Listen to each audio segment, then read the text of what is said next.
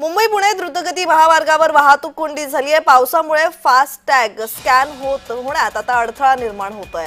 Urse toll नाक्यावर वाहनांच्या मोठ्या रांगा लागलेल्या पाहायला मिळत आहेत। मुंबई पुणे द्रुतगती महामार्गावरील उर्से टोल नाक्यावर वाहनांच्या भल्या मोठ्या रांगा लागलेल्या आहेत। अवकाळी पावसामुळे फास्टॅग स्कॅन होत नसल्याने कर्मचारी स्वतः उतरून मशीन न स्कॅन करत असल्याने विलंब होतोय। आणि या संदर्भात अधिकची माहिती देत आहेत आमचे प्रतिनिधी कुणाल भोईटे। कुणाल, या संदर्भातला अधिकचा तपशील।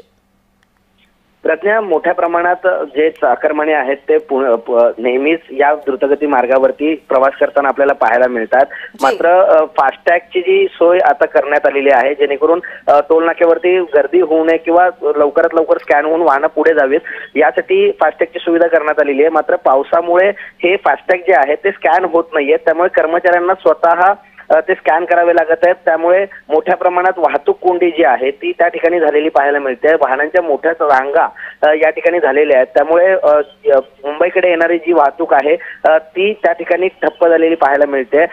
या सगळ्याचा परिणाम सर्वच चाकरमान्यांना होताना पाहायला मिळतोय। धन्यवाद कुणाल, तुम्ही दिलेल्या माहितीसाठी।